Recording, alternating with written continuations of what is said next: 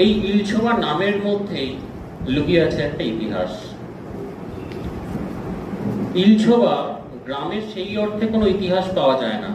এই গ্রামেই জন্মেছিলেন পণ্ডিত রামগতি ন্যায়রত্ন, ঈশ্বরচন্দ্র বিদ্যাসাগর মহাশয়ের ভাবশিষ্য। তার লেখা একটি আখ্যান, ইলছোবা নামক সেই আখ্যান থেকে আমরা ইলছোবার নামকরণের ইতিহাস জানতে পারি।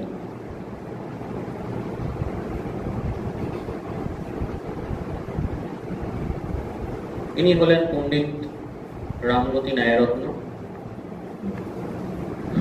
তার ইলছোবা উপন্যাসে তিনি এক দেবীর মাধ্যমে বলে চলেন ইলছোবা গ্রামের ইতিহাস, এবং এক যুবক যিনি স্বপ্নাবস্থায় গাছের নিচে শুনতে পান সেই দেবীর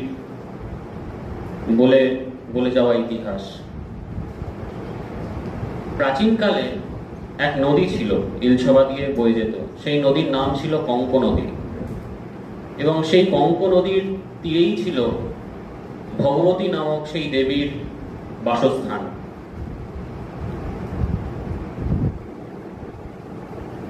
গুগল ম্যাপে দেখলে আজকে সেই নদীর কোনো অবস্থান নেই, কিন্তু যদি গুগল ম্যাপে আপনারা দেখেন তাহলে দেখতে পাবেন নদীর আকৃতির একটি ধান্যক্ষেত্র ইলছোবার ওপর দিয়ে বয়ে গেছে।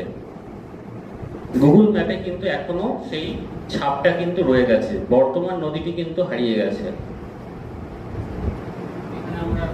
এখানে আমরা চিহ্নিত করেছি নদীটিকে। এই নদীর তীরে যে সকল জায়গাগুলি ছিল, হরিদাসপুর, জঙ্গলপুর, দেপাড়া, এই প্রত্যেকটি জায়গায় কিন্তু অত্যন্ত প্রাচীন এবং এর সাথে ইতিহাসের সংযোগ রয়েছে। ইলছোবা উপন্যাসটিতে রামগতি ন্যায়রত্ন বলেছেন, লক্ষ্মীকান্ত নামক এক জমিদারের কন্যা ইলবিলা, তার বিবাহ সভা হয়েছিল এই ভগবতী তলায়, এবং ইলবিলার সেই বিবাহ সভা যেখানে বসেছিল সেখান থেকেই গ্রামটির নামকরণ হয় ইল সভা, এবং পরে সেটি অপভ্রংশ রূপে ইলছোবা নামে পরিচিত হয়। এর পাশেই আছে লক্ষ্মীকান্তপুর পত্তনী। এই অঞ্চলগুলি কিন্তু রামগতি ন্যায়রত্নের দিনপঞ্জিতেও উল্লেখ পাওয়া যায়। বর্তমানে লক্ষ্মীকান্তপুর পত্তনীটির আর কোনো অস্তিত্ব নেই, কিন্তু রামগতি ন্যায়রত্নের